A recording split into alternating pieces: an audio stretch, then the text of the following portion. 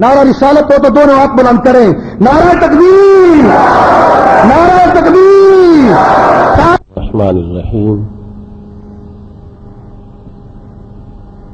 رب اشرح لی صدری ویسر لی امری واحلل عقدۃ من لسانی یفقہوا قولی. الحمد للہ الذی لا مانع لحکمہ ولا ناقض لقضائہ والصلاة والسلام علی سید انبیائہ وسند اولیائہ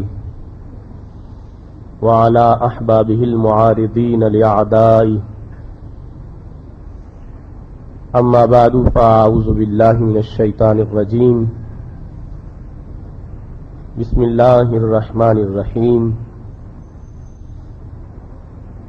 ان الذین آمنوا وعملوا الصالحات سیجعل لهم الرحمن ودا.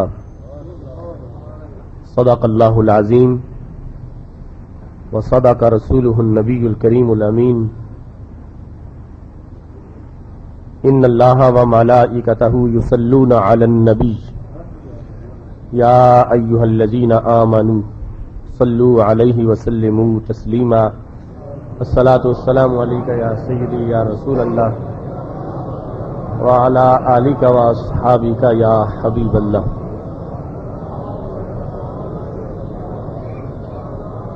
مولاي صل وسلم دائما ابدا على حبيبك خير الخلق كلهم. هو الحبيب الذي ترجى شفاعته لكل هول من الأهوال مقتحم. يا أكرم الخلق مالي من ألوذ به سواك عند حلول الحادث العممی.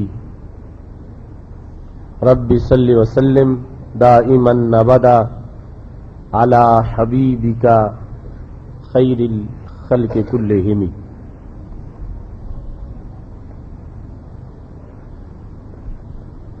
صبح گاہ معرفت ہے تیری طلعت سے منیر. صبح گاہ معرفت ہے تیری طلعت سے منیر. حالائے ماہ ولایت تیری ضو سے مستنیر. سرعت پرواز تیری اوج عرفاں کی جلیس. باز اشہب کون ہے تیری فضاؤں کا سفیر. تیرے خرمن نے کسے محروم از خوشا کیا. چور بھی چوکھٹ پہ تیری بن گیا روشن ضمیر. غنچائے دل چٹکنے کو ڈھونڈے ہے تیری بہار. غوث میں کہتا ہوں تجھ کو تو ہے میرا دستگیر. قلم آصف کو عطائے باطنی سے فیض ہو. دین حق کی سر بلندی کے لیے ہو دل پذیر. اللہ تبارک و تعالی جل جلالہ وعم نوالہ واتم برہانہ وعظم شانہ کی حمد و ثنا اور حضور سرور کائنات مفخر موجودات زینت بزم کائنات دستگیر جہاں غم گسار زماں سید سرواراں حامی بے قسام قائد المرسلین خاتم النبیین احمد مجتبی جناب محمد مصطفیٰ صلی اللہ علیہ وآلہ واصحابہ وبارک وسلم کے دربار گہر بار میں ہدیہ درود و سلام عرض کرنے کے بعد زینت مسند صدارت استاذ العلماء حضرت علامہ مولانا مفتی محمد عبد اللطیف قادری صاحب زید مجدہ، بانی محفل حضرت علامہ مولانا ارشاد احمد مصطفی صاحب زید مجدہ، وارثان ممبر و محراب، ارباب فکر و دانش، اصحاب محبت و مودت، حاملین عقیدہ اہل سنت، رب ذوالجلال کے فضل اور توفیق سے آج ہم سب کو قندیل نورانی، شہباز لامکانی، فرد افخم، غوث اعظم حضرت سیدنا شیخ عبد القادر جیلانی رحمہ اللہ تعالی کی یاد میں اس عظیم الشان اجتماع میں شرکت کی سعادت حاصل ہو رہی ہے۔ میری دعا ہے خالق کائنات جل جلالہ منتظمین کے اس خوبصورت انتظام کو اور آپ حضرات کی پرخلوص شرکت کو اپنی بارگاہ میں قبول فرمائے۔ آج مختصر سے وقت میں شاید میں کوئی تفصیلی گفتگو نہ کر سکوں، کیونکہ 4-5 دن سے عارضہ بخار میں مبتلا ہوں۔ اللہ تعالیٰ سے دعا کیجئے خالق کائنات جل جلالہ مجھے شفا عطا فرمائے۔ محتشم سامعین حضرات، غوث اعظم رحمہ اللہ تعالی کی پوری زندگی اول سے لے کر آخر تک ہمارے لیے نیر تاباں کی حیثیت رکھتی ہے۔ آپ کی زندگی کی جس جہت کو چشم مطالعہ سے دیکھا جائے اس میں ہی ہمارے لیے ایک سبق موجود ہے۔ آپ کی زندگی کے معمولات ہوں یا معاملات، وظائف عبادات کا بیان ہو یا آپ کے علمی مشاغل کا تذکرہ، آپ کی اسلام کے احیاء کے لیے جو کوششیں ہیں ان کا ذکر کیا جائے، یا اس وقت کی تحریکوں میں حضرت غوث پاک رحمہ اللہ تعالی کا کردار بیان کیا جائے، دامان باغباں سے کفے گل فروش تک بکھرے پڑے ہیں سینکڑوں عنواں میرے لیے۔ حضرت غوث پاک رحمہ اللہ تعالی کو خالق کائنات جل جلالہ نے جو ولایت میں مقام عطا فرمایا ہے اس کا تذکرہ اور اس کا احاطہ ہم جیسوں سے ممکن کب ہے؟ آپ کی ولایت وہ ولایت ہے کہ جس کی وجہ سے آج تک پوری کائنات میں بغداد شریف کو پہچانا جاتا ہے۔ حالانکہ بغداد شریف میں آپ سے قبل ہزاروں اولیاء کرام علیہم الرحمہ پیدا ہوئے اور ان کی ولایت کے ڈنکے بجتے رہے، اور ان میں ایک ایک ولی اتنا بڑا پائے کا ولی تھا کہ انسان ان کی عظمت کا تصور بھی نہیں کر سکتا۔ وہ بغداد شریف جس کو مدینۃ السلام کہا جاتا ہے، جس کو مہد الاولیاء کہا جاتا ہے، جس کو روضۃ الصالحین کہا جاتا ہے، اس کے ایک ایک محلے میں 10-10 ہزار اولیاء کرام کے مزارات ہیں۔ اس بغداد شریف میں حضرت غوث پاک رحمہ اللہ تعالی سے پہلے حضرت جنید بغدادی رحمہ اللہ تعالی، حضرت معروف کرخی رحمہ اللہ تعالی، حضرت سری سقطی رحمہ اللہ تعالی، حضرت داؤد طائی رحمہ اللہ تعالی جیسی عظیم شخصیات کی ولایت کے جھنڈے لہراتے رہے ہیں، مگر آج پوری کائنات میں جو بغداد شریف کا تعارف ہے وہ حضرت غوث پاک رحمۃ اللہ علیہ کے نام سے ہے۔ ان عظیم شخصیات کا مقام ولایت یقیناً ایک حقیقت ہے اور طے شدہ بات ہے، مگر حضرت غوث پاک رحمۃ اللہ علیہ کو خالق کائنات نے وہ دوام عطا فرمایا ہے اور آپ کی قبولیت کو وہ عروج عطا فرمایا ہے۔ اتنی صدیاں گزر گئی ہیں، آج تک بھی وہ مقبولیت ختم نہیں ہوئی۔ شرق سے غرب تک، شمال سے جنوب تک، جدھر بھی تم دیکھتے ہو، جہاں تک خالق کائنات جل جلالہ کو ماننے والے لوگ موجود ہیں، رسول اکرم نور مجسم شفیع معظم صلی اللہ علیہ وسلم کی رسالت پر گواہی دینے والے لوگ موجود ہیں، اگر ان کی تاریخ کو اکٹھا کیا جائے تو یقیناً ان سینوں میں سے حضرت غوث پاک رحمت اللہ علیہ کی خوشبو بھی ضرور آتی ہے۔ یہ وہ تعین تھا ولایت کا جو حضرت غوث پاک رحمت اللہ علیہ نے خود اپنے الفاظ سے کر دیا۔ آج لوگوں کو ہمارے نبی علیہ السلام کے علم غیب کے بارے میں شک ہے، جبکہ حضرت غوث پاک رحمت اللہ علیہ رسول اکرم نور مجسم شفیع معظم صلی اللہ علیہ وسلم کی ایک تجلی کا مظہر ہے، اور آپ کا علم مبارک کتنا ہے۔ اس وقت یہ کہا تھا افلت شموس الاولین وشمسنا ابدا علی افق العلا لا تغربوا، فرمایا مجھ سے پہلے لوگوں کے سورج ضرور طلوع ہوئے تھے مگر طلوع ہو کے غروب ہو گئے ہیں، ہمارا سورج طلوع ہوا ہے، یہ سورج کبھی بھی غروب نہیں ہوگا۔ اولیاء کرام کی عظمتیں تسلیم ہے، ان کے فیوز اور برکات کے لحاظ سے درجہ بندی ضرور ہے۔ حضرت غوث پاک رحمت اللہ علیہ کا یہ فرمان اس وقت کے حالات کے مطابق آج صدیاں گزر گئی ہے، آج کی حالات اور واقعات نے اس بات پہ مہر صداقت سبق کی ہے کہ اس مرد درویش نے صدیوں پہلے جو بات کہی تھی اس کا ایک ایک لفظ آج بھی سچا ثابت نظر آ رہا ہے۔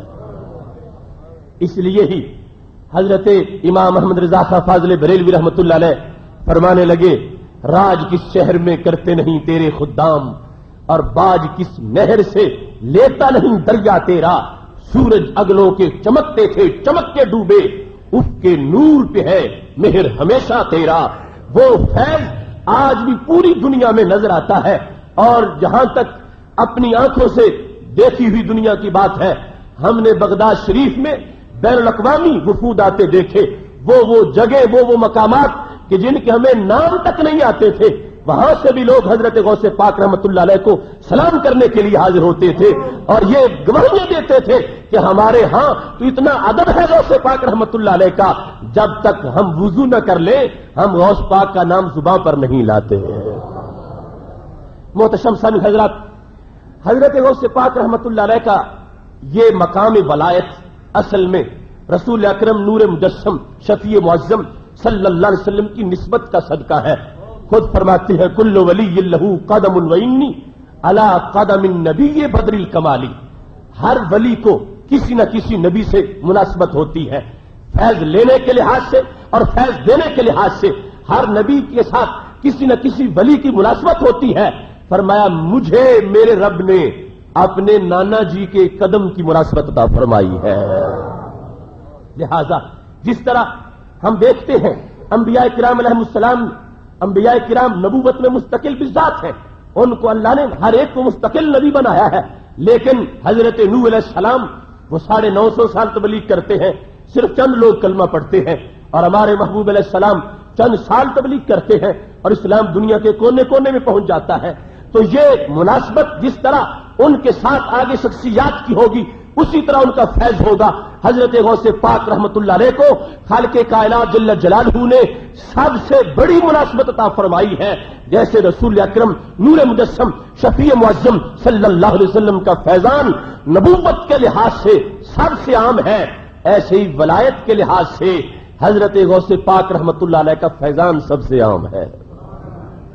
اور اس میں حضرت مجدد الفسانی رحمت اللہ علیہ کا یہ جملہ کس قدر حقائق کو واضح کرتا ہے۔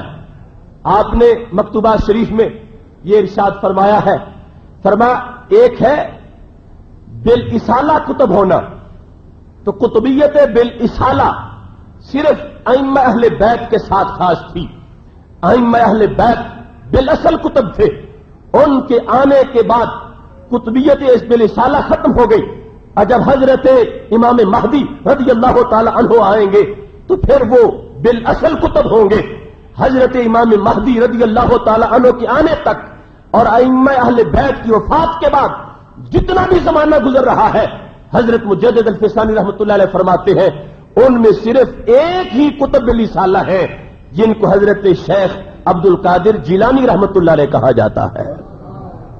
لہذا آپ کی انفرادیت اس لحاظ سے بھی ہے کہ ولایت کا وہ خاص مرتبہ اور ولایت کا وہ خاص حصہ جو خالق کائنات جل جلالہ نے سیر من اللہ کے لحاظ سے جس کو عموم دیا ہے، وہ حضرت غوث پاک رحمت اللہ علیہ کا حصہ ہے کہ جس قدر آپ نے توجہ مخلوق کی طرف کی اور ان کو اللہ کے دربار کی طرف بلایا، یہ آپ ہی کا حصہ ہے۔ اگرچہ وہ اولیاء جو سیر فلہ کرتے ہیں اور اللہ کے جمال میں ڈوبے رہتے ہیں اور پھر یہ خیال ہی نہیں کرتے کہ ہم مخلوق کو بھی ادھر جھکائیں، اللہ کی طرف بلائیں، ان کا مقام بھی بلند و بالا ہوتا ہے، لیکن ان کا تعارف لوگوں میں کم ہوتا ہے، اور جو اللہ کی ذات میں مستغرق ہوتے ہیں، ادھر سے وصول کرتے ہیں، ادھر عطا کرتے ہیں، ان کا چرچا زمانے میں ہمیشہ رہتا ہے، ان کا فیض دوام کی حیثیت اختیار کر جاتا ہے۔ حضرت غوث پاک رحمت اللہ علیہ کو خالق کائنات جل جلالہ نے اس وصف میں بھی اتنا عموم اور عروج عطا فرمایا ہے کہ دنیا کے کونے کونے میں آپ کے فیض کا ڈنکا بج رہا ہے۔ اس کی وجوہات متعدد ہیں۔ ایک طرف تو حضرت غوث پاک رحمت اللہ علیہ کامل ولی ہونے کے لحاظ سے ایک مستقل مدرس تھے، دن میں 13 اسباق باقاعدہ آپ پڑھاتے تھے، اور آپ نے جب اپنے استاد محترم اور شیخ حضرت ابو سعید مخرمی رحمہ اللہ تعالی کی درسگاہ میں پڑھانا شروع کیا تھا تو اس وقت محدود سا داخلہ تھا، لیکن آپ کے مسند تدریس پر جلوہ گر ہونے کے ساتھ ہی اس مدرسہ کو اتنا عروج ملا کہ پھر وہ جگہ طلباء کے لیے کم ہو گئی۔ فصیل شہر کے باہر کلاس کا آغاز کیا گیا۔ حضرت غوث پاک رحمت اللہ علیہ کی یونیورسٹی کتنی بڑی یونیورسٹی ہوگی اور ان کا مدرسہ کتنا بڑا مدرسہ ہوگا کہ حضرت غوث پاک رحمت اللہ علیہ کی درسگاہ سے ہر سال 3000 علماء کرام فارغ التحصیل ہوتے تھے۔ 33 سال تک آپ نے پڑھایا ہے اور ہر سال 3000 علماء کرام آپ سے فارغ التحصیل ہوتے رہے ہیں۔ جس شخص کے 1 لاکھ شاگرد ہو اس شخص کے فیض کا عالم کیا ہوگا۔ ابھی جو مجمع تھا جس میں ہفتے کے 2 دن باز ہوتا تھا اور 70 ہزار لوگ اس میں شریک ہوتے تھے، 400 اصحاب قلم بیٹھے ہیں، وہ لکھ رہے ہیں۔ امام حضرت غوث پاک رحمت اللہ علیہ تقریر فرما رہے ہیں۔ صوفی اپنے حصے کی بات لکھتا ہے، سالک اپنے حصے کی بات لکھتا ہے، عاشق اپنی بات لکھتا ہے، عالم اپنی بات لکھتا ہے، صرفی کو صرف کے قانون ملتے ہیں، نحوی کو نحو کی لذت آتی ہے، علم حدیث پڑھنے والا حدیث سے اپنی پیاس کو بجھاتا ہے، تفسیر کے غنچے جو ہے وہ چٹک کے پھول بنتے ہیں، ہر طرف ایک ایسی بارش برس رہی ہے۔ یہ مجمع عام کے علوم کی بات جو ہے علیحدہ تھی، جن کو باقاعدہ حضرت غوث پاک رحمت اللہ علیہ نے اپنی درسگاہ میں پڑھایا ہے، وہ 3000 علماء کرام ہیں جو ہر سال فارغ التحصیل ہوتے ہیں، اور حضرت غوث پاک رحمت اللہ علیہ نے براہ راست 1 لاکھ علماء کو علم دین کے زیور سے آراستہ فرمایا ہے۔ ان کا پڑھا ہوا عالم دین ہم جیسے ہزاروں پہ بھاری ہے۔ حضرت غوث پاک رحمت اللہ علیہ کے پاس جنہوں نے پڑھا وہ پڑھ کے شرق و غرب میں پھیل گئے، ہر طرف ان کی خدمات ہے، ہر طرف ان کے تذکرے ہیں، یہاں تک حضرت سلطان صلاح الدین ایوبی رحمت اللہ علیہ جس وقت بیت المقدس کی فتح کی طرف بڑھے، اس وقت حضرت غوث پاک رحمت اللہ علیہ کے وہ شاگرد جن کو ابن نجا اور ابن قدامہ کہا جاتا ہے، وہ نور الدین زنگی کے اہم مشیروں میں سے تھے، اور جس شخص نے بیت المقدس کے فتح ہونے کے بعد سب سے پہلے نمبر پہ وہاں خطبہ جمعہ دیا تھا، وہ امام ابن زکی بھی حضرت غوث پاک رحمت اللہ علیہ کی درسگاہ کے پڑے ہوئے تھے۔ تو یہ ان کا ہمجیت فیض تھا جس نے علم کی دنیا میں جہاد کے اندر اور دیگر تمام کارناموں کے لحاظ سے ایک ایسا انقلاب برپا کیا تھا کہ پوری دنیا کے اندر جس جہت سے بھی دیکھو گے حضرت غوث پاک رحمت اللہ علیہ کا جھنڈا سب سے اونچا نظر آئے گا۔ محتشم سامعین حضرات، جہاں تک حضرت غوث پاک رحمت اللہ علیہ کی فقاہت کا ذکر ہے، ایک دن آپ کے پاس وہ مسئلہ پیش ہوا جو کہ علماء عرب سے حل نہیں ہو سکا تھا۔ ایک شخص نے یہ قسم اٹھائی کہ میں اللہ کی وہ بندگی کروں گا جو میرے سوا اور کوئی نہیں کر رہا ہوگا، اگر میں ایسی عبادت نہ کر سکا تو میری بیوی مجھ پر 3 طلاقوں سے حرام ہو جائے گی۔ جس وقت وہ قسم اٹھا بیٹھا، قلائد الجواہر میں لکھا ہے، اب تلاش کرتا ہے کہ مجھے وہ عبادت مل جائے جو میں کروں اور میں اپنی اس قسم کو پورا کر لوں، میری بیوی مجھ پر حرام نہ ہونے پائے۔ تمام علماء کرام کے دروازے پہ پہنچا، دستک دی، فتویٰ طلب کیا، مگر کسی سے بھی اس کو بھیک میسر نہ آئی۔ وہ پوچھتا رہا اور سرگرداں رہا، عجم سے چلا، عرب میں پہنچا، علم کی دنیا میں ہلچل مچ گئی، لوگ اس بارے میں ڈھونڈتے رہے، لیکن کوئی بھی حتمی جواب دینے سے قاصر رہا کہ اے بندہ خدا، تو نے بات کیسی کر دی ہے؟ تو یہ کہہ چکا ہے کہ جو میں عبادت اس وقت کروں گا میرے سوا کوئی نہیں کرے گا، تیرے پاس کیا گارنٹی ہوگی؟ اگر تو نفل پڑھتا ہے تو اللہ کے لاکھوں بندے نفل ادا کر رہے ہوں گے، اگر تو روزہ رکھتا ہے اللہ کے ہزاروں بندوں نے روزہ رکھا ہوا ہوگا۔ تو پھر یہ سوال جب مشکل سے مشکل ہوتا چلا گیا، حضرت غوث پاک رحمت اللہ علیہ کے پاس لوگ پہنچے، اس سوال کو پیش کیا، حضرت غوث پاک رحمت اللہ علیہ نے 1 منٹ سے پہلے جواب ارشاد فرما دیا۔ باب الشیخ، جس کو روحانیت کا مطلع کہا جاتا ہے، بغداد شریف کا وہ حصہ جہاں حضرت غوث پاک رحمت اللہ علیہ محو آرام ہے، اس جگہ پہ جیسے ولایت کے سورج وہاں سے طلوع ہوتے ہیں، ایسے علم کے آفتاب بھی وہاں سے طلوع ہوتے ہیں۔ حضرت غوث پاک رحمت اللہ علیہ کے پاس جب یہ مسئلہ پہنچا، فرمایا یہ تو کوئی مشکل بات ہی نہیں ہے، اس شخص کو مکہ شریف لے جاؤ۔ مکہ شریف لے جانے کے بعد اس کے لیے وہاں مطاف کو خالی کر دو، وہ جگہ جو طواف کرنے کی ہے اس جگہ کو خالی کر دو اور اس کو وہاں پر طواف کرنے کے لیے لگا دو۔ اس وقت یہ ایسی بندگی ہوگی جو اس کے سوا دنیا میں اور کوئی نہیں کر رہا ہوگا، جس کی وجہ سے اس کی قسم پوری ہو جائے گی اور اس کی عورت طلاقوں سے بچ جائے گی۔ محتشم سامعین حضرات، آپ کے علم اور حکمت اور معرفت کا جو انداز ہے وہ آپ کے خطبات سے واضح ہے، آپ کے کلام سے واضح ہے۔ ایک ایک لفظ میں جو لطافت ہے اور جو باریکی ہے اور جس انداز سے آپ نے خود ولایت کے مقامات کو سمجھایا ہے، حضرت غوث پاک رحمت اللہ علیہ ارشاد فرماتے ہیں تترقى درجة العبد من الاسلام الى الايمان ومن الايمان الى الايقان ومن الايقان الى المعرفة ومن المعرفة الى العلم ومن العلم الى المحبة ومن المحبة الى المحبوبية۔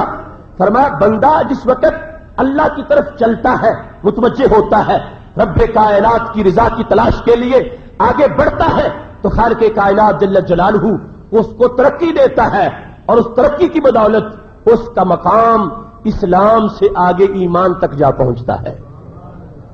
پہلے اسلام ہے، ظاہری اطاعت، اور پھر اس کے ساتھ اس کو ایسی بلندی ملتی ہے کہ وہ باطن میں بھی پوری طرح مطیع ہوتا ہے۔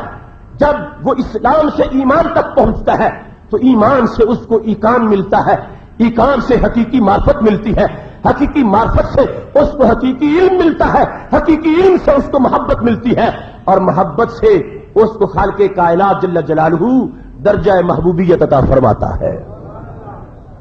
اب درجہ محبوبیت پانے تک اگرچہ درمیان میں مرحلے کئی ہیں، بڑی کٹھن وادیاں ہیں، بڑے نشیب و فراز ہیں، بڑے امتحانات ہیں، بڑی آزمائشیں ہیں، لیکن جس وقت اس مقام پر ایک بندہ خاکی پہنچ جاتا ہے، خالق کائنات جل جلالہ اس کے نام کو آسمانوں پر بھی بلند فرما دیتا ہے۔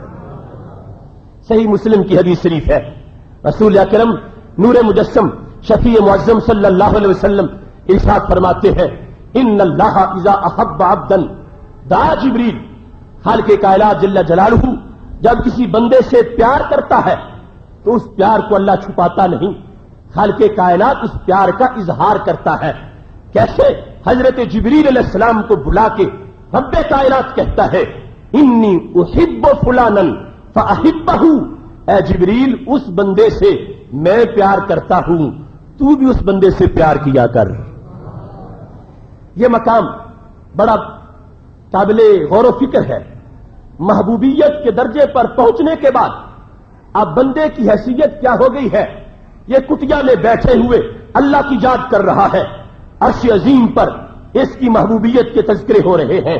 خالق کائنات جل جلالہ جبریل علیہ السلام کے سامنے نام لے رہا ہے، اے جبریل وہ میرا محبوب ہے، وہ میرا بندہ ہے۔ معاشرے اور سوسائٹی میں بظاہر عام سا انسان لگتا ہے، لیکن وہ اتنا عظیم ہو چکا ہے، اس کا میں اس سے محبت کرتا ہوں، وہ میرا محبوب بن چکا ہے۔ اور جبریل جب وہ میرا محبوب ہے تو پھر تمہارا بھی محبوب ہونا چاہیے۔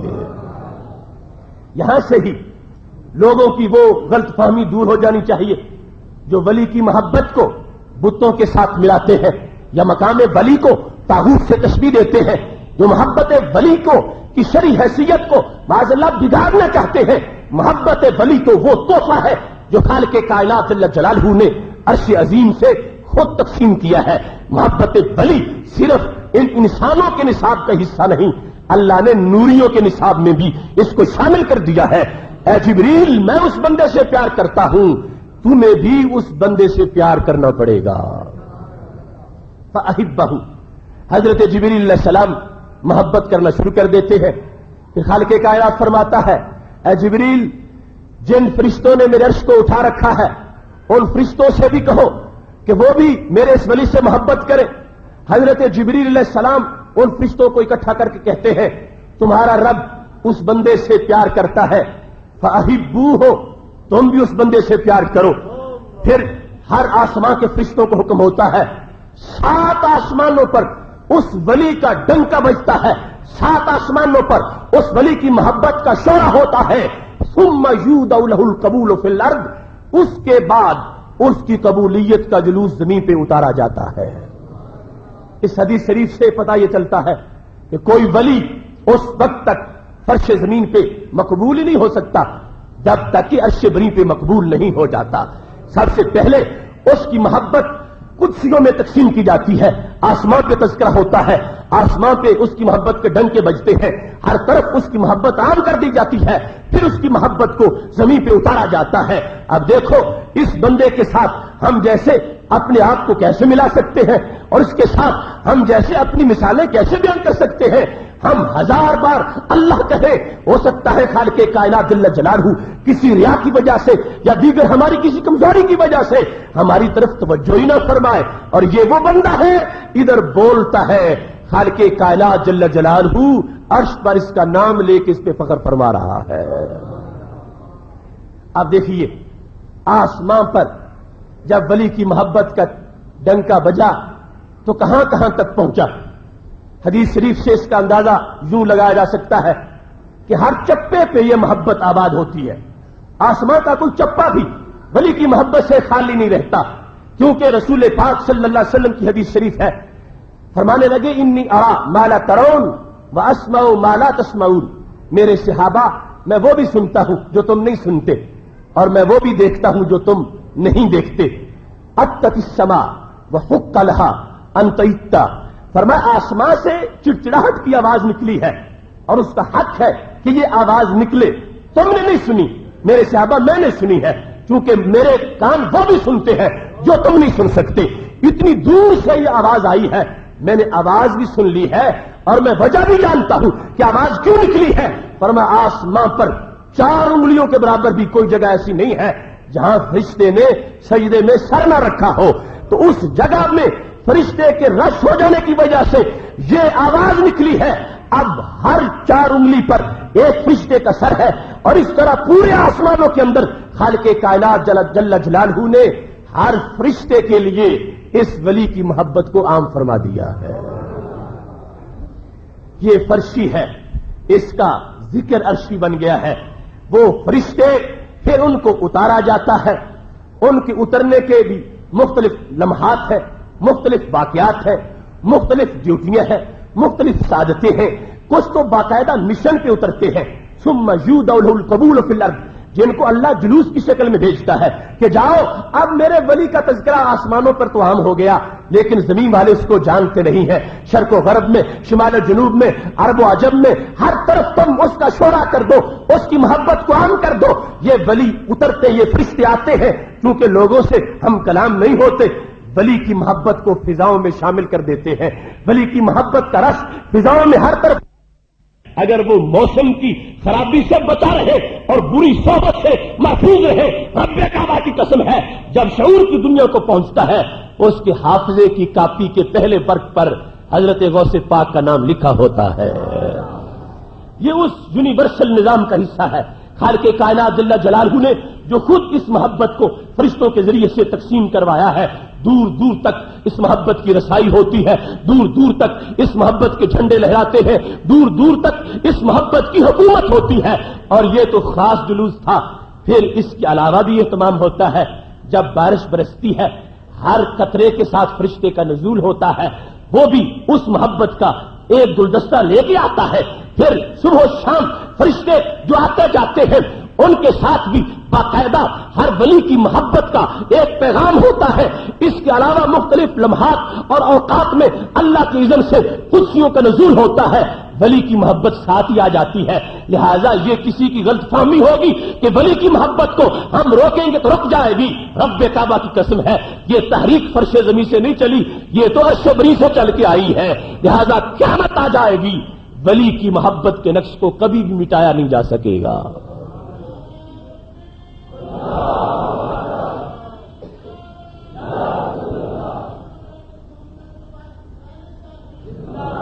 اب حضرت غوث پاک رحمت اللہ علیہ کا یہ فرمان فرمایا, جس وقت وہ محبوبیت کے درجے پہ پہنچتا ہے اس کو یہ عظمت مل جاتی ہے, اس کا نام فرشتوں کے لیے تسبیح کا کام دیتا ہے. فرشتے اس کا نام بولتے ہیں, ان کو بندگی کا ثواب ملتا ہے. فرشتے اس کا ذکر کرتے ہیں تو ان کی اطاعت شمار کی جاتی ہے. اتنا بڑا مرتبہ پانے میں جتنی اس نے منزلیں طے کی, حضرت غوث پاک رحمت اللہ علیہ ایک ہی شعر میں اس کا ذکر کرتے ہیں. فرمایا رجالی فی حواجہم سیام وفی ظلم اللیالی کاللیالی. فرمایا جو میرے مرید ہیں اور جو میرے رجال ہیں, جو میرے خلفاء ہیں اور جو میرے تیار کردہ افراد ہیں, ان کی حیثیت کیا ہے؟ فرمایا فی حواجرہم سیام, ہر جہت کی گرمی میں وہ روزہ رکھتے ہیں. ہر طرح کی جب خواہش بڑھتی ہے اور بندے کو وہ خواہش مجبور کرتی ہے, میرا مرید ڈٹ کے خواہش کے خلاف کھڑا ہو جاتا ہے, اللہ اس کو بھی اپنا قرب عطا فرما دیتا ہے. حواجر اور سیام اس کا ابتدائی معنی یہ ہے کہ شدید گرمی کے اندر روزہ رکھنا, جبکہ بار بار چاہت ہو پانی کی اور پھر بھی بندہ روزہ رکھے اور روزے میں ناغہ نہ کرے. رمضان کے علاوہ بھی وہ اتنا روزے دار ہے کہ اس کے لیے شدید تپش کے باوجود بھی اپنی خواہش کو دبا کے اس نے روزہ رکھا ہوا ہے. اور حضرت غوث پاک رحمت اللہ علیہ کے یہ الفاظ جو حواجر کے لحاظ سے جو عمومیت میں دلالت کر رہے ہیں, تو آپ کا مطلب یہ ہے جس طرح انسانی نفس کو پانی کی طلب ہوتی ہے, ایسے ہی اس کی کچھ اور شہوتیں ہیں. جہاں یہ پانی کے سوا کچھ اور چاہتا ہے. کچھ شہوتیں اس کے کان کے لیے ہے, کچھ اس کی آنکھ کے لیے ہے, کچھ اس کی ناک کے لیے ہے, کچھ اس کے ہاتھ کے لیے ہے, کچھ اس کے قدم کے لیے ہے. فرمایا میرا مرید وہ ہے اور میرا تیار کردہ ولی وہ ہے کہ جس کو میں نے یہ حوصلہ دیا ہے, اگر اس کے سامنے کوئی حرام منظر آنکھوں کے سامنے آ جائے, میرا رجال میں سے جو میرا مرید ہے وہ اپنی آنکھ کو روزے دار رکھتا ہے. اگر اس کو اس بازار میں گزرتے ہوئے کئی گھنٹے لگ جائیں, وہ اپنی ایک آنکھ سے ایک منٹ کے لیے بھی غیر محرم کی طرف دیکھنے والا نہیں ہوتا. اس کا روزہ پوری زندگی مکمل رہتا ہے. اس کا کان بھی روزہ دار رہتا ہے, اس کی آنکھ بھی روزہ رکھتی ہے, اس کے ہاتھ بھی روزہ رکھتے ہیں. فرمایا یہ ہمارے ہاں ولایت کا درجہ ہے اور یہ تقوی کا معیار ہے. محض ایسے ہی تو اللہ کے دربار میں چرچے شروع نہیں ہو جاتے. فرمایا میں اپنی طرف سے اس پابندی کا درس دیتا ہوں. اور رجالی فی حواجرہم سیام وفی ظلم اللیالی کاللیالی. فرمایا جب راتوں کے اندھیرے چھا جاتے ہیں, غافل لوگ سو جاتے ہیں, مگر میرے مرید روشنی کا مینار بن کے جاگتے ہیں. وہ راتوں کی سیاہی کو عبادت کے نور سے بدل دیتے ہیں. جن کو میں نے اپنا سوچ دیا ہے وہ دن رات اللہ کی بندگی میں مغن رہتے ہیں. ان کو ہر خواہش کے خلاف جہاد کا میں نے جذبہ دے دیا ہے. وہ دن کو دن گزارتے ہیں, محض خدا کی رضا کے لیے گزارتے ہیں, اور رات بسر کرتے ہیں تو صرف اللہ کی چاہت میں بسر کرتے ہیں. فرمایا جس وقت یہ مرتبہ ان کو ان مراحل سے گزر کے ملتا ہے تو پھر حینئذ اذا نسي ذکر واذا نام نبہ ورث الزقزقہ من نبیہ صلی اللہ علیہ وسلم. فرمایا اب اس کا مقام یہ ہوتا ہے کہ وہ میرا غلام یا وہ اللہ کا ولی جب بھول جائے, بھولا نہیں رہتا, اللہ کی رحمت اسے یاد دلانے آتی ہے. اذا نام نبہ, اور جب وہ سو جائے اللہ اس کے دل کو نہیں سونے دیتا. اس کی آنکھیں سو جائیں, دل پھر بھی بیدار رہتا ہے. اور یہ بیداری کہاں سے آتی ہے؟ فرمایا ورث الیقظۃ من نبیہ صلی اللہ علیہ وسلم. خالق کائنات جل جلالہ نبی علیہ السلام کی بیداری کا تبرک اس کو بھی عطا فرما دیتا ہے.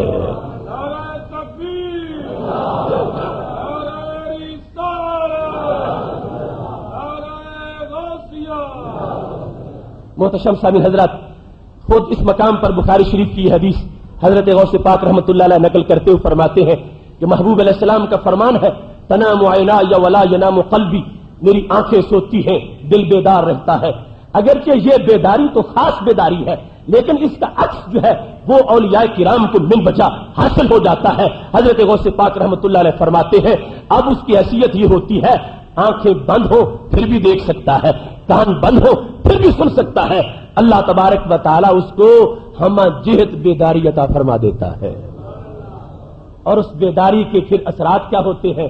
فرمایا ولو القیت سری فوق نار لخمدت وانتفت من سر حالی ولو القیت سری فوق میت لقام بقدرت المولا تعالی بلاد اللہ ملکی تحت حکمی ووقتی قبل قلبی قد صفالی نظرت الى بلاد اللہ جمن کخردلۃ علی حکم اتصالی. فرمایا یہ جو راز پھر روحانیت کا بندے کو مل جاتا ہے اتنا عظیم ہوتا ہے، اگر پہاڑ پہ ڈالے تو ریزہ ریزہ ہو جاتا ہے، سمندر پہ پھینکے تو اس کا پانی خشک ہو جاتا ہے، آگ پہ ڈالے تو وہ بچ جاتی ہے، اور مردے پہ ڈالے تو وہ زندہ ہو جاتا ہے. یہ سوز اس کو خالق کائنات جل جلالہ عطا فرما دیتا ہے. فرمایا اسی وجہ سے ایسی بیداری آ گئی ہے، نظرت الی بلاد اللہ جمعا، میں اللہ کی کائنات کے سارے شہروں کو بیک وقت یوں دیکھ رہا ہوں جیسے ہاتھ کی ہتھیلی پہ رائی کے دانے کو دیکھا جاتا ہے. محتشم سامعین حضرات، حضرت غوث پاک رحمہ اللہ تعالی کے ہاں یہ جو ولایت کے نتائج کا بیان ہے، اس کے سلسلہ میں صرف ایک دو مثالیں عرض کرتا ہوں، اپنی گفتگو کو ختم کرتا ہوں. آج ہمارے ماحول میں بھی لوگوں کو یہ سمجھنا مشکل ہو رہا ہے کہ یہ کیسے ہو سکتا ہے کہ ایک ہم جیسا انسان ہو اور اتنا عظیم ہو، وہ آنکھ کا اشارہ کرے کائنات بدل جائے، اس کی زبان سے لفظ نکلے تو اللہ تبارک و تعالیٰ ان لفظوں کو پورا فرما دے. بظاہر ہم جیسا ہے، کھاتا پیتا ہے، چلتا پھرتا ہے اور ہمارے سوسائٹی میں رہنے والا ہے، اس کو اتنا مقام کیسے مل گیا جبکہ بظاہر اس بندے میں اور ہم میں کوئی فرق نہیں ہے. قرآن مجید برہان رشید نے اس بات کو بیان کیا ہے.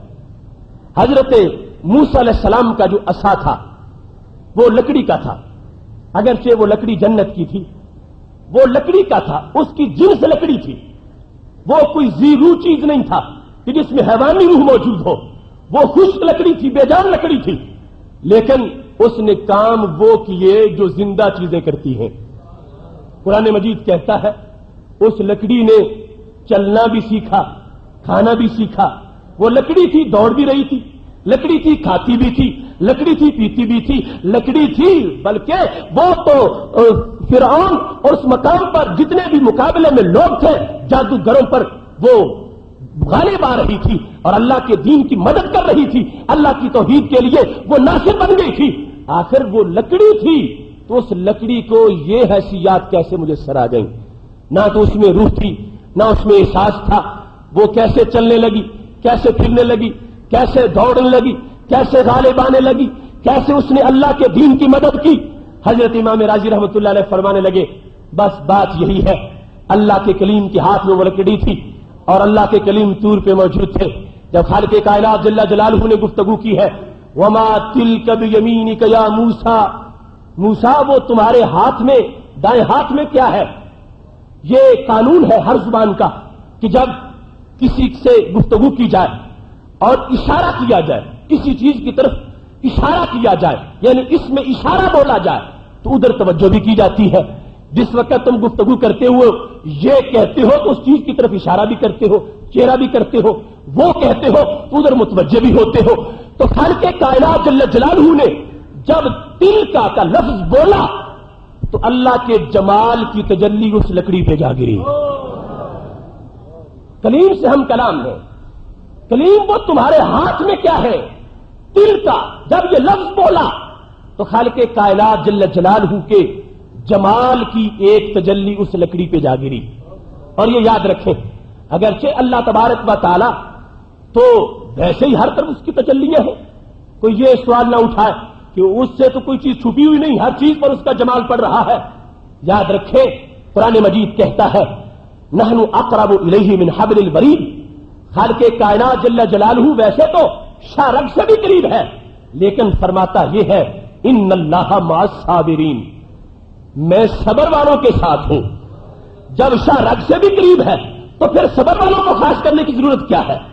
جب وہ کافر کی شاہ رگ سے بھی قریب ہے تو یہ کیوں فرماتا ہے واللہ مع المحسنین، اللہ محسنین کے ساتھ ہے؟ تو پتا چلا ایک ہے وجود کے لحاظ سے ان چیزوں کے لیے معیت، اور ایک ہے نظر رحمت، ایک ہے نظر شفقت۔ اگرچہ وہ موجود ہر جگہ ہے مگر پیار سے کسی کسی کو دیکھتا ہے، اگرچہ اس کی تجلی سے کوئی چیز چھپ بھی نہیں سکتی مگر پیار سے تجلی کسی کسی پہ ڈالتا ہے۔ تو یہاں پر جس وقت جمال کی تجلی اس لکڑی پہ جا گری تو کیا نتیجہ نکلا؟ اگرچہ بے جان تھی مگر اب اس کی کیا مجال، اللہ کے جمال کی تجلی پڑے اور اس میں روح نہ آئے۔ روح ہے کیا؟ اگر اللہ کی تجلی سے آ نہیں سکتی تو پھر کس چیز سے آئے گی؟ وہ تجلی لکڑی میں پڑی ہے، لکڑی لکڑیوں سے ممتاز ہو گئی ہے، وہ کھاتی بھی ہے، پیتی بھی ہے، حرکت کرتی ہے، دوڑتی ہے، غالب آتی ہے، وہ اللہ کے اذن سے مشکل کشا بن گئی ہے۔ اس سے لکڑیوں نے کبھی یہ حسد نہیں کیا تو بھی لکڑی ہے ہم بھی لکڑیاں ہیں، ہم کچھ کر نہیں سکتی، تو کیسے دوڑ سکتی ہے، تو کیسے کھا سکتی ہے، تو کیسے پی سکتی ہے۔ اگرچہ جنس دونوں کی ایک ہے مگر نسبت میں دونوں میں فرق ہے۔ نسبت کے فرق کے لحاظ سے اس لکڑی کو اللہ نے جب اپنا جمال عطا فرما دیا وہ لکڑی لکڑی ہو کے لکڑیوں سے ممتاز ہو گئی۔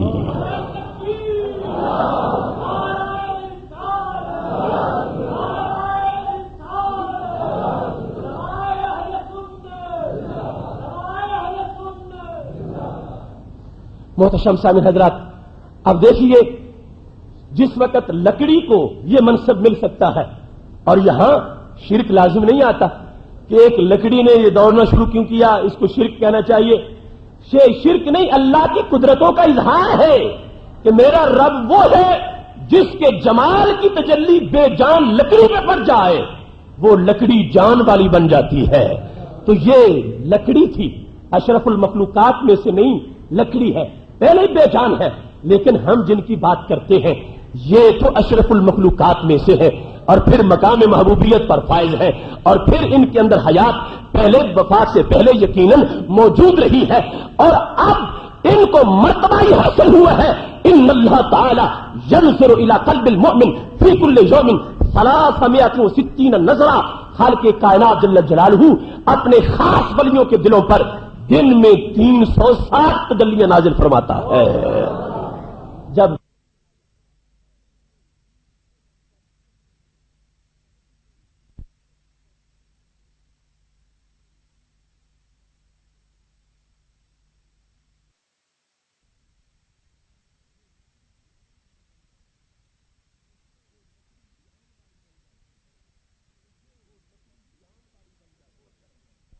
وہ لکڑی جان والی بن جاتی ہے، تو یہ لکڑی تھی، اشرف المخلوقات میں سے نہیں، لکڑی ہے، پہلے بے جان ہے، لیکن ہم جن کی بات کرتے ہیں یہ تو اشرف المخلوقات میں سے ہے اور پھر مقام محبوبیت پر فائز ہے، اور پھر ان کے اندر حیات پہلے وفات سے پہلے یقیناً موجود رہی ہے، اور اب ان کو مرتبہ ہی حاصل ہوا ہے۔ ان اللہ تعالی ينظر الى قلب المؤمن في كل يوم 360 نظرہ، خالق کائنات جل جلالہ اپنے خاص ولیوں کے دلوں پر دن میں 360 تجلیاں نازل فرماتا ہے۔ جب بے جان لکڑی پہ ایک تجلی گرے اس کی اتنی حالت، اتنی اس میں عروج آ جائے، اتنی تبدیلی آ جائے اور اس کے اتنے مناسب بڑھ جائیں تو اللہ کا ولی اشرف المخلوقات میں سے ہے، خیر الامت میں سے ہے، اور اتنا بڑا اس کا مقام ہے، اس پر خالق کائنات جل جلالہ ایک تجلی نہیں روزانہ 360 تجلیاں نازل فرماتا ہے، جس کی وجہ سے اب یہ اگرچہ پیکرے خاکی ہے مگر اس کی پرواز افلاکی ہے، جدھر دیکھتا ہے اس کی نگاہ سے ذرے آفتاب بن جاتے ہیں۔ محتشم سامعین حضرات، اب قرآن مجید برہان رشید کے اس مقام نے دعوت فکر دی ان لوگوں کو کہ کم از کم لکڑیوں سے ہی سبق حاصل کر لو، लकड़ियों ने उस लकड़ी की बर्तरी को तस्लीम कर लिया। इंसानों, तुम भी इंसान की अजमत को तस्लीम कर जाओ कि खालिक कायनात जल्ल जलालहू ये कुदरत रखता है, उसकी कुदरत कामिल है। अगर वो लकड़ी को यूं नवाज सकता है तो अपने बंदों को भी इतनी अजमत पर पहुंचा सकता है। और इस पर बाकायदा शवाहिद मौजूद है। तबरानी ने मौजम कबीर में यह लिखा है कि जिस वक्त हजरत साबित बिन कैस बिन शम्मास रज़ी अल्लाह ताला अन्हु जंग यमामा में शहीद हो गए थे। साबित बिन कैस बिन शम्मास, इनका लकब है खतीबुल अंसार, बड़ी ऊंची आवाज थी इनकी। साबित बिन कैस बिन शम्मास जब ला तरफऊ अस्वातकुम वाली आयत नाजिल हुई तो अपने घर में बैठ गए। नबी अलैहिस्सलातु वस्सलाम ने हजरत साद बिन मुआज को भेजा, बुलाकर लाओ, क्यों घर में बैठ गए हैं? हजरत साद ने आकर बताया, वो कहते हैं मुझे खतरा है कि मैं जहन्नमी बन जाऊंगा, इस वास्ते कि मेरी आवाज तो ऊंची है, जब बोलूंगा तो मेरे अमाल जाया हो जाएंगे। तो नबी अलैहिस्सलातु वस्सलाम ने बरजस्ता कहा, बल इन्नहु मिन अहलिल जन्ना, मैं अब कहता हूं कि साबित जन्नती है, जाओ बुलाओ, बुला के ले आओ। हजरत साबित पहुंचे, फरमाया अमा तरदा अन तईश हमीदा, अन तईश हमीदा व तमूत शहीदा व तदखुल जन्नता। ऐ साबित, मैं तुझे आज लेकर दे रहा हूं, ऐलान कर दिया है मैंने, खुश रहो, जब तक जिंदा रहोगे लोग तुम्हारी तारीफें करेंगे, वक्त वफात आएगा तो अल्लाह तुम्हें शहादत अता फरमाएगा और खालिक कायनात जल्ल जलालू तुझे जन्नत में दाखिल फरमाएगा। ये हजरत साबित बिन कैस बिन शम्मास रज़ी अल्लाह ताला अन्हु जंग यमामा में मुसैलमा कज़्ज़ाब के खिलाफ लड़ रहे हैं। मुसैलमा के 40,000 लश्करी हैं और इधर मेरे नबी अलैहिस्सलाम के चंद हजार सिपाही हैं। हजरत खालिद बिन वलीद रज़ी अल्लाह ताला अन्हु उनकी क़यादत कर रहे हैं। कई दिनों तक जंग जारी रही और बड़ा ही खतरनाक मरहला था। बिल आखिर अल्लाह ने इस्लामी शेरों को फतह अता फरमाई, लेकिन पहले ऐसे हालात भी आते थे कि जिसकी वजह से बड़े बड़े मुश्किल मकामात सहाबा को देखने पड़े। हजरत साबित बिन कैस बिन शम्मास ने उस वक्त ये सोचा कि मैं अपने लिए कोई ऐसा बंदोबस्त कर लूं कि शहीद हो जाऊं मगर कदम पीछे न हटे, भागने की गुंजाइश ही बाकी ना रहे। तो क्या सोचा उन्होंने जमीन में गड़ा खोद के अपने आप को यहां तक जमीन में गाड़ लिया। हजरत साबित बिन कैस बिन शम्मास और सालिम मौला अबी हुज़ैफा रज़ी अल्लाह ताला अन्हुमा, ये दोनों सहाबी जो है, ये है मशरूत खुदकुश हमले की ईजाद और आगाज। उस जंग यमामा के अंदर हजरत साबित बिन कैस बिन शम्मास और हजरत सालिम मौला अबी हुज़ैफा रज़ी अल्लाह ताला अन्हुमा ने यह तय कर लिया था कि हम यहीं इस जगह से भागेंगे नहीं, बच के नहीं निकलेंगे, लड़ते रहेंगे, या तो दुश्मन मर जाएंगे, हमें निकालने वाले आके निकाल लेंगे, या फिर इसी जगह अल्लाह हमें मकाम शहादत अता फरमा देगा।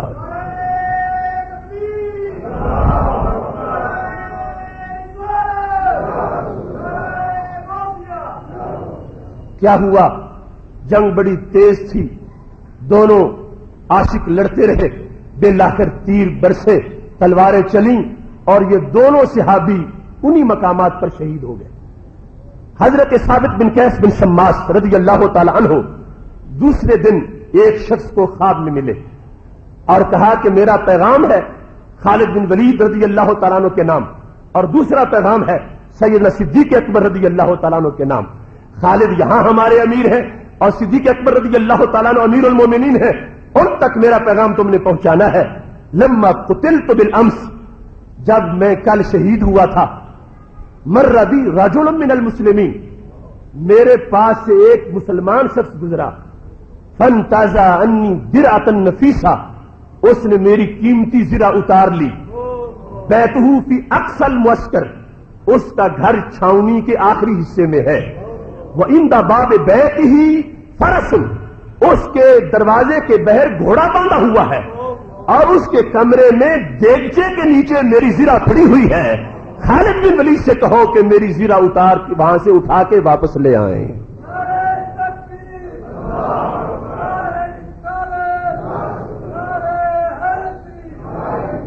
अब ये शहीद हो गए हैं, लेकिन मर्तबा कैसा मिला है अल्लाह के एक वली की हयात बादल मिसाल कि जब तजल्ली अल्लाह की गालिब आ गई है, اس تجلی کی وجہ سے کیسا دائمی مرتبہ ان بندوں کو مل جاتا ہے. اور اس خواب میں انہوں نے یہ بھی فرما دیا, اسے خیال نہ سمجھنا, یہ حقیقت ہے. میری یہ بات امیر المومنین تک پہنچاؤ اور انہیں کہو کہ میں نے فلاں فلاں سے قرض لینا ہے, فلاں فلاں کو دینا ہے, میری زیرہ بیچ کر قرض اتارا جائے اور جن سے میں نے لینا ہے وہ لے کر میری اولاد میں تقسیم کیا جائے. یہ حضرت خالد بن ولید رضی اللہ تعالیٰ عنہ تک پیغام پہنچا. وہ نکلے, جو نشانیاں انہوں نے بتائی تھی اس کے مطابق پہنچے. آخری حصے میں جو خیمہ تھا وہاں پہ گھوڑا باندھا ہوا تھا, اس دروازے کے اندر داخل ہوئے. سین کو کراس کر کے جب کمرے میں گئے تو دیگچے کے نیچے حضرت ثابت کی زرہ موجود تھی. اب پتا چلا اللہ کا ولی اس دنیا سے چلا جاتا ہے لیکن پھر بھی اس کو خالق کائنات کی وہ چمک زندگی دے دیتی ہے. اس زندگی کی وجہ سے اس میں ایسی زندگی آ جاتی ہے. اس کو یہ بھی پتا ہے کہ میرے پاس سے جو گزرا ہے یہ کافر ہے یا مومن ہے. اسے یہ پتا ہے کہ میری زرہ اتار کے جو جا رہا ہے مشرق کو چل رہا ہے یا مغرب کو چل رہا ہے. اسے یہ بھی پتا ہے کہ میری زرہ اتارنے والے کے گھر کے باہر کیا موجود ہے اور اندر کیا موجود ہے. یہ خالق کائنات کی قدرتوں کا کمال ہے کہ اس نے ایک خاکی انسان کو اتنی تابندگی عطا فرما دی ہے. اس واسطے ہمارا تو یہ عقیدہ ہے, تخم گل کی آنکھ زیر خاک بھی بے خواب ہے, کس قدر نشو و نما کے واسطے بے تاب ہے. سردی مرکز سے بھی افسردہ ہو سکتا نہیں, خاک میں دب کر بھی اپنا سوز کھو سکتا نہیں. پھول بن کے اپنی تربت سے نکل آتا ہے یہ, موت سے گویا کبائے زندگی پاتا ہے یہ. ہے لحد اس قوت آشفتہ کی شرازہ بند, ڈالتی ہے گردنے گردوں میں یہ اپنی کمند. موت تجدید مذاق زندگی کا نام ہے, خواب کے پردے میں بیداری کا ایک پیغام ہے. محتشم سامعین حضرات, حضرت غوث پاک رحمہ اللہ تعالی نے اپنی تعلیمات میں ایسا باقاعدہ ایک حصہ رکھا کہ جس سے اس عقیدے کو واضح کیا کہ خالق کائنات جل جلالہ کی طرف سے جب بندے پر یہ فیضان ہوتا ہے ولایت کا تو اللہ تبارک و تعالی اس کو عام انسانوں میں سے ممتاز کر دیتا ہے اور اتنی تجلیاں دے دیتا ہے اللہ کے اذن سے اور اللہ تبارک و تعالی کی رضا سے. وہ جدھر چاہتا ہے ادھر نظروں سے اس کے ذرے آفتاب بنتے ہیں, اور جو اس کو مدد کے لیے یاد کرتا ہے اللہ کی اجازت اور دی ہوئی توفیق سے وہ اپنے طلبگاروں کی جھولیوں کو بھرنے کا اختیار بھی رکھتا ہے. محتشم سامعین حضرات, اب بات ختم ہونے کا وقت ہے. یہ 2 سوال آئے ہیں, ان کا جواب عرض کرتے ہوئے گفتگو ختم کرتا ہوں. بعض حضرات یوں کہتے ہیں کہ غوث پاک کے نام کی 11ویں یا فلاں بزرگ کے نام کے نفل کیا اب کہنا یہ درست ہے یا نہیں. تو محتشم سامعین حضرات, یہ ہمارا طے شدہ عقیدہ ہے کہ وہ عبادات جن میں نیابت جائز ہے, بالخصوص محض مالی عبادتیں یا من وجہ بدنی اور من وجہ مالی, ایسی عبادات کا ثواب بطور تحفہ کسی کے لیے پیش کیا جا سکتا ہے.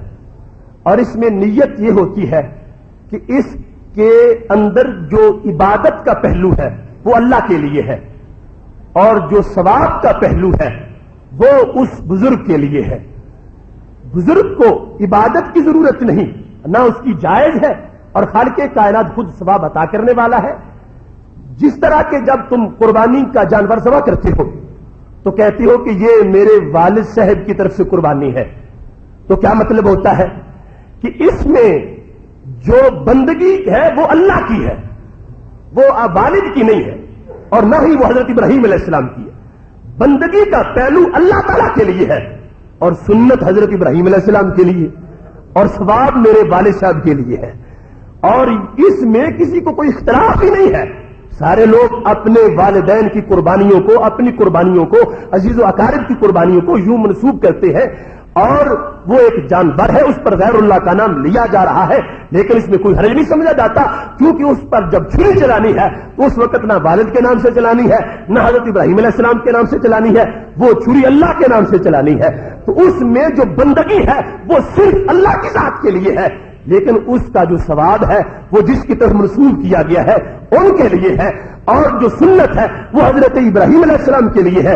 ایسے ہی یہاں جو بندہ کسی بزرگ کے نام پر وہ صدقہ و خیرات کر رہا ہے تو اس میں یہ صدقے کے اندر جو عبادت کا حصہ ہے وہ صرف خالق کائنات کے لیے ہے، اور اس پر جو بندے کو ثواب ملتا ہے وہ اس ثواب کو اپنی طرف سے اپنے کسی بزرگ یا کسی عزیز و اقارب کی طرف بھیجنا چاہتا ہے جس کا شریعت میں باقاعدہ ثبوت موجود ہے۔ جس طرح کہ رسول اکرم صلی اللہ علیہ وسلم کے پاس ایک شخص آ گیا، بخاری شریف میں ہے، اس نے کہا ان اختی ناظرت ان تحج، میری ہمشیرہ نے نظر مانی تھی کہ وہ حج کریں گی، وانھا ماتت، اور وہ تو فوت ہو گئی ہے، تو کیا میں حج کروں تو میری ہمشیرہ کی نظر پوری ہو جائے گی؟ تو میرے نبی علیہ السلام نے فرمایا لو کان علیہا دین اکنت قاضیہ، میرے صحابی تم ذرا جواب تو دو، اگر تمہاری ہمشیرہ پہ قرض ہوتا تم وہ قرض ادا کرتے تو کیا وہ قرض تمہارے ادا کرنے سے ادا ہوتا یا نہ ہوتا؟ تو کہنے لگے یا رسول اللہ صلی اللہ علیہ وسلم یہ تو مجھے بھی معلوم ہے کہ اگر میں قرض ادا کروں گا تو ہمشیرہ کا قرض ادا ہو جائے گا۔ فرمایا فقد دین اللہ فہو احق بالقضاء، پھر اللہ کا قرض بھی پورا کر دو، وہ زیادہ حقدار ہے کہ اس کے قرض کو پورا کیا جائے۔ اب یہ عمل اس شخص کا ہے لیکن بندگی اللہ کی ہے اور ثواب اس کی ہمشیرہ کے لیے ہے۔ اس واسطے اہل سنت و جماعت کے نزدیک یہ حج جیسا عمل جو ہم تلاوت قرآن مجید کرتے ہیں یا اس طرح کی نفلی چیزیں جو ہے ان کے اندر پیش نظر بندگی کسی لحاظ سے بھی اللہ کے سوا کسی کے لیے کسی جہت سے بھی جائز نہیں ہے۔ بندگی صرف رب کائنات کی ہے، رب ذوالجلال ہی معبود ہے، اس کی عبادت ہے۔ بندگی بمعنی عبادت صرف اس کی ہے، اور باقی ایصال ثواب کے لیے جس کی آپ نیت کریں گے اس تک وہ ثواب پہنچے گا، اور جو پہنچا رہا ہے اللہ کے فضل سے امید ہے کہ اس کی جھولی بھی خالی نہیں رہے گی، کیونکہ حدیث بخاری میں ہے میرے نبی علیہ الصلوۃ والسلام نے فرمایا ایک عورت اپنے گھر سے 1 درہم خرچ کرتی ہے، 1 درہم، اللہ 3 درہموں کا ثواب دیتا ہے۔ خرچ 1 ہوا تھا، ثواب 3 کا ملا۔ کس کس کو؟ فرمایا اس عورت کو بھی مل گیا 1 درہم کا، اور اس کے خامند کو جس نے درہم کمایا تھا اس کو بھی 1 درہم کا، اور ان کا خادم جو کہ وہاں پر حفاظت کرتا ہے اس کو بھی 1 درہم کا۔ خرچ 1 درہم ہوا، لیکن چونکہ تعلق 3 ذاتوں سے تھا اللہ نے اس کو 3 ہی شمار فرما دیا۔ ایسے ہی یہ پڑھنے والا جس وقت پڑھتا ہے یہ بھی محروم نہیں رہتا، بلکہ یہاں تک رسول اکرم صلی اللہ علیہ وسلم نے ارشاد فرمایا ہے کہ اگر والدین کو دے رہا ہے ایصال ثواب کر رہا ہے، قیامت کا دن ہوگا کوتب بارہ، اگر دنیا میں کوئی اس سے والدین کی خدمت میں کمی رہ بھی گئی تھی اس ایصال ثواب کی وجہ سے اللہ اس کو فرما بردار بیٹوں میں شمار فرمائے گا۔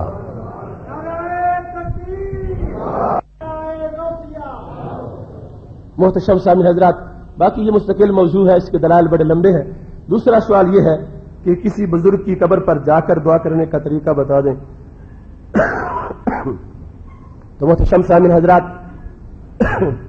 اعلی حضرت فاضل بریلوی رحمۃ اللہ علیہ نے جو طریقہ قبر پر حاضری کا بیان کیا ہے، پائنتی کی طرف جا کے چند قدم دور کھڑے ہو کر فاتحہ شریف پڑھی جائے اور اس کا ایصال ثواب اس قبر کے مکین کے لیے کر دیا جائے، کیونکہ رسول اکرم صلی اللہ علیہ وسلم کا یہ فرمان ہے کہ جو بندہ بھی دنیا میں کسی کو جانتا تھا اور فوت ہو گیا، اب جب بھی اس کی قبر پر یہ جائے گا وہ قبر والا اس کو پہچان بھی لے گا اور اس کی وجہ سے اس کو قبر میں راحت محسوس ہوگی۔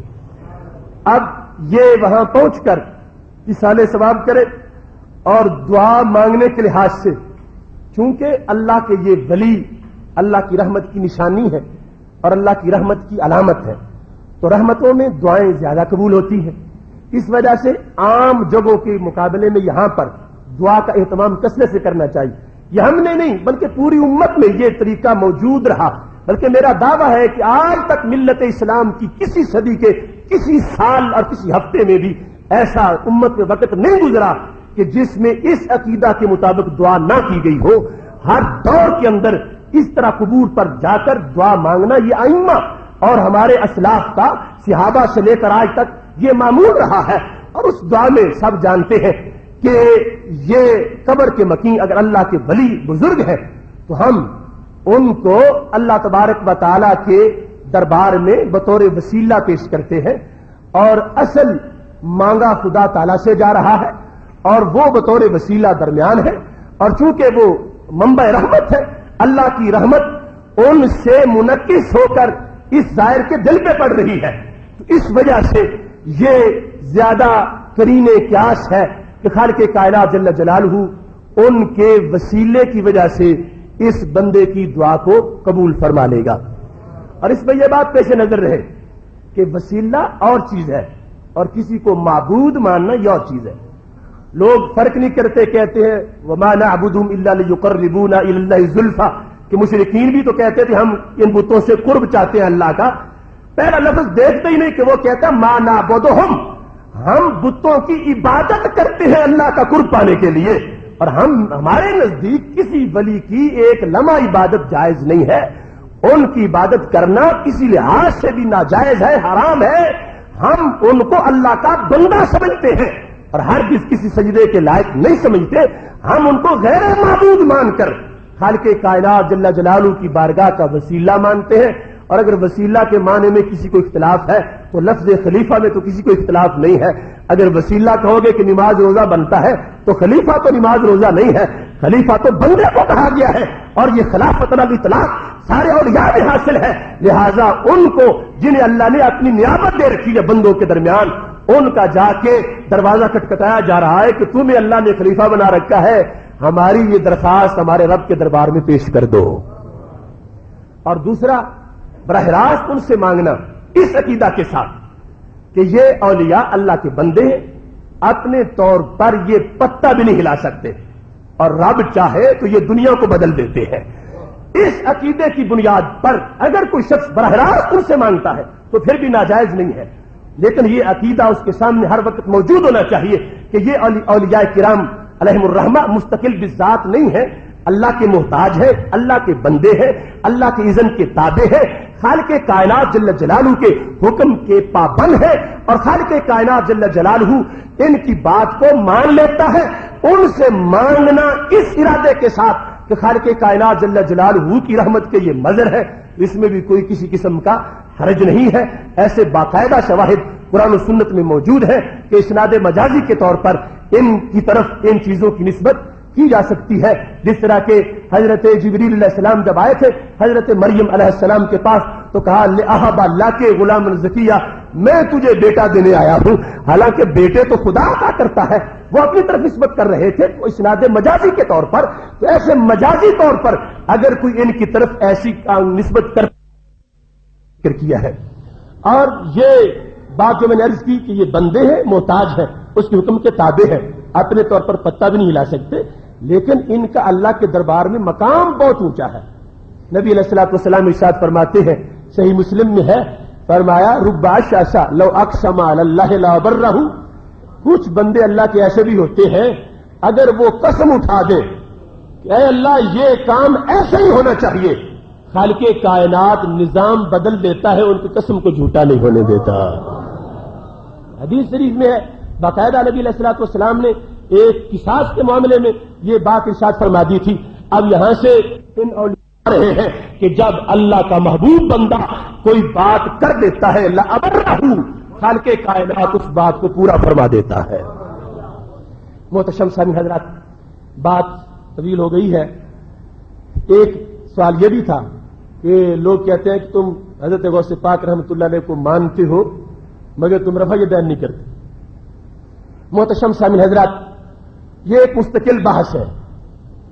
کسی کو ماننا اور چیز ہے اور فرمودات کو عملی زندگی کا حصہ بنانا یہ اور چیز ہے۔ کتنے انبیاء کرام علیہ السلام ہیں جن کو ہم حضرت غوث پاک سے زیادہ مانتے ہیں مگر ان کی شریعت پہ ہم عمل نہیں کرتے۔ حضرت عیسیٰ علیہ السلام کو ہم حضرت غوث پاک سے زیادہ مانتے ہیں کیونکہ ان کو ماننا تو نص قرآنی سے ثابت ہے۔ تو اس کے باوجود اگر ہم کوئی اب یہ قانون بنا لے، دیکھو تم عیسیٰ علیہ السلام کو مانتے ہو اور ان کی شریعت پہ عمل نہیں کرتے تو پھر تم مانتے کیسے ہو؟ ہم اس کو بتائیں گے ماننے کا شعبہ جدا ہے اور آگے شعبہ جات کی تقسیم کے لحاظ سے ہر ایک کا تخصص جدا ہے۔ ہم ان کو مانتے ہیں اور ان کی تعلیمات کو بھی مانتے ہیں، لیکن صحابہ کرام علیہم رضوان کی زندگی میں نبی علیہ السلام نے خود ہی شعبے بنا دیے تھے. کیا فرمایا جس نے وراثت کا مسئلہ پوچھنا ہو وہ حضرت زید بن ثابت سے پوچھے, اور جس نے قرات کی بات پوچھنی ہو وہ حضرت ابی بن کعب سے پوچھے, اور جس نے فیصلہ کروانا ہو وہ حضرت علی المرتضی رضی اللہ تعالیٰ عنہ سے کروائے, اور جس نے فقہ کی بات پوچھنی ہو وہ حضرت معاذ بن جبل رضی اللہ تعالیٰ عنہ کے پاس جائے. متعدد جو عہدے تھے تقسیم کر دیے, اور حضرت عمر رضی اللہ تعالیٰ عنہ نے باقاعدہ ان کو آگے تنفیذ کی شکل میں رائج کر دیا. اب جو شخص قرات کا مسئلہ حضرت ابی بن کعب سے پوچھتا ہے تو اس کا یہ عقیدہ نہیں کہ ان کو فقہ بھی آتی ہے, اس کا یہ عقیدہ نہیں کہ یہ وراثت کا مسئلہ بھی بیان کر سکتے ہیں. عقیدہ ہے مگر جو تقسیم ہے اس کے لحاظ سے عمل کیا گیا. کسی کو ولایت میں اپنا پیشوا سمجھا گیا اور کسی کو فقاہت میں اپنا پیشوا سمجھا گیا. ولایت کے لحاظ سے حضرت غوث پاک رحمت اللہ علیہ کی دہلیز کو ہم چنتے ہیں, اور فقاہت کے لحاظ سے امام نعمان بن ثابت کے قدموں کی خاک بنتے ہیں, کیونکہ وہ تابعی ہے. ان کو نبی علیہ الصلوۃ والسلام کی علوم کا جو درک ہے وہ براہ راست صحابہ سے حاصل ہوا ہے, اور وہ امت کی ایک منفرد شخصیت ہے. خود صحابہ کے اندر علیہم الرضوان کے اندر آل مدینہ مسئلہ ایک صحابی سے پوچھتے ہیں ابن عباس سے, مگر کہتے ہیں بات حضرت زید کی مانیں گے. پوچھا کیوں ہے جب بات ان کی ماننی ہے؟ تو یہ ثابت کرنا مقصود تھا ہم اگرچہ مانتے سب کو ہیں مگر جو شعبے ہیں ان شعبہ جات کے مطابق آگے عمل کیا جائے گا. حضرت غوث پاک رضی اللہ تعالی عنہ کو ہم جانتے بھی ہیں مانتے بھی ہیں, اور جس شعبے کے لحاظ سے اللہ تبارک و تعالیٰ کے محبوب علیہ السلام نے ان کو اپنا قدم عطا فرمایا ہے اس شعبے کے لحاظ سے ان سے منسلک رہتے ہیں. اور جس شعبے کے لحاظ سے میرے نبی علیہ السلام نے ارشاد فرمایا تھا جب پوچھا گیا تمہیں کہاں سے تلاش کریں, فرمایا عند علم ابی حنیفہ کا, اگر مجھے ڈھونڈنا ہے تو ابو حنیفہ کے علم سے میں تجھے مل جاؤں گا. اور باقی یہ لوگ حضرت غوث پاک رحمت اللہ علیہ کے رفع یدین کو دلیل نہیں بنا سکتے. آپ کا رفع یدین ایک تو یعنی ایسے دلائل قاہرہ سے ثابت نہیں ہے کہ جس طرح کے کسی دعوے کے اندر دلیل کا ثبوت ہونا ضروری ہے. غنیت الطالبین کی تو کوئی سند ہی نہیں ہے کہ جس سے یہ ثابت ہو کہ واقعی یہ آپ کی کتاب ہے, آپ نے لکھی ہے. اور آج کے کون سے لوگ ہیں جو اس وقت پاس موجود تھے جس بات پہ گواہی دیں؟ میں نے خود ایسے مخطوطات حضرت غوث پاک رحمت اللہ علیہ کے قلمی نسخے مکتبہ قادریہ میں دیکھے جن میں نماز کا طریقہ لکھا ہے مگر اس میں رفع یدین کا ذکر تک موجود نہیں ہے. تو اس واسطے یہ خود ایک بے سند بات ہے. اور دوسرے نمبر پر اگر اس کو تسلیم کر بھی لیا جائے تو حضرت غوث پاک رضی اللہ تعالی عنہ کا رفع یدین ایک مقلد کا رفع یدین ہے. ہمارے نزدیک شافعی رفع یدین کرتا ہے, حنبلی کرتا ہے, تو ہمیں اس پر اعتراض نہیں ہے. کیوں؟ ان کا رفع یدین اجتہاد کے سائے میں آ گیا ہے, اور جب اجتہاد کے سائے میں کوئی غلطی آ جاتی ہے اللہ اس پر بھی ثواب عطا فرماتا ہے. نبی علیہ السلام کا فرمان ہے اذا حکم الحاکم فاجتہد واصاب فلہ اجران. جب مجتہد اجتہاد کر کے کوئی مسئلہ بتائے تو اگر غلطی بھی ہو جائے اللہ ایک ثواب دیتا ہے اور صحیح ہو تو 2 ثواب دیتا ہے. لہذا اجتہاد کی وجہ سے تو غلطی میں بھی نرمی آ جاتی ہے. آج کا غیر مقلد اس رفع یدین کو دلیل نہیں بنا سکتا. ہم اس سے پوچھتے ہیں بتاؤ تم کیا ہو, مجتہد ہو یا مقلد ہو؟ مجتہد تو ویسے تم بن ہی نہیں سکتے.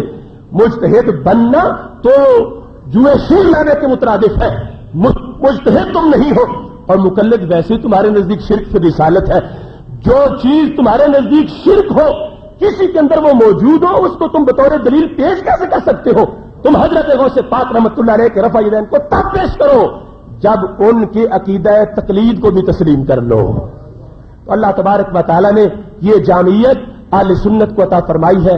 میری دعا ہے خالق کائنات جل جلالہ اس مسجد کو مزید عروج عطا فرمائے. وآخر دعوانا الحمد للہ رب العالمین.